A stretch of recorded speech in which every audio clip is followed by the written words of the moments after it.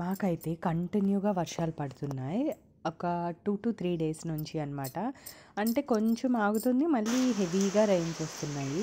So, ఇంత rains వస్తున్నప్పుడు ఒంట్లో కూడా కొంచెం నీరసంగా గానీ, జలుబుగా గానీ, దగ్గుగా, ఫీవరిష్ ఈ సింప్టమ్స్ అన్నీ ఉంటాయి కదా!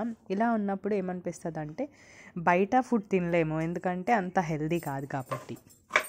నేను కంటిన్యూగా బయట ఫుడ్ తిన్నా సరే కొంచెం తేడా చేస్తుంది కదా! సో, ఇంట్లో వేడిగా చేసుకోవడానికి కొన్నిసార్లు ఓపిక కూడా ఉండదు. కొంచెం లేజీగా అనిపించినప్పుడు ఇలా 1 పాట్ పులావ్ చేసుకోవచ్చు. అండ్ ఇక్కడ నేనేం చేశానంటే స్ప్రౌట్స్ ఉన్నాయి ఇంట్లో. సో, పెసలతో చేసిన మొలకలనమాట. ఆ మొలకలు ఇంకా శనగలు ఉంటాయి కదా! శనగలతో చేసిన మొలకలు కూడా వచ్చాయన్నమాట.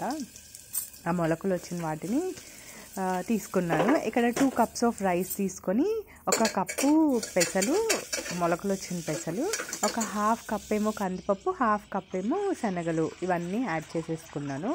వాటర్ ఏమో డబల్ పోసుకున్నాను అనమాట. అంటే 2 గ్లాస్ రైస్కి 2 గ్లాస్ వాటర్ పోసుకున్నాను. సో, అలా టోటల్ ఇక్కడ 4 గ్లాసెస్ తీసుకున్నాను కాబట్టి టోటల్ 8 గ్లాసెస్ పోసుకున్నాను. అండ్ ఎక్స్ట్రా 1 గ్లాస్ కూడా పోసాను, కొంచెం నాకు మెత్తగా కిచిడీలా రావాలి అని చెప్పేసి. సో, లాస్ట్లో సాల్ట్ ఇంకా జీరా పౌడర్ వేసాను, మిరియాలు కూడా యాడ్ చేశాను. ఇక్కడ ఏంటంటే కారం కానీ పసుపు కానీ ఏది యాడ్ చేయలేదు నేను. పసుపు మర్చిపోయాను యాక్చువల్లీ. కారం అయితే వద్దు, స్పైసీగా ఇలాగే తిందాము మిరియాలు ఘాటుతో అని చెప్పి చేశాను. టేస్ట్ అయితే అసలు వర్షం పడుతుంది బయట, ఇది వేడి వేడిగా తింటూ ఉంటే పొగలు వస్తున్నప్పుడు జలుబు ఒకటి చేసింది కదా, అసలు చాలా అంటే చాలా బాగుంది. దీన్ని వేడి వేడి అన్నం పెట్టుకొని నిమ్మకాయ పచ్చడి వేసుకొని తింటే అబ్బా డెడ్లీ కాంబినేషన్ అబ్బా. మీరు ఎప్పుడైనా ఇలా ట్రై చేశారా ఈ వెదర్లో?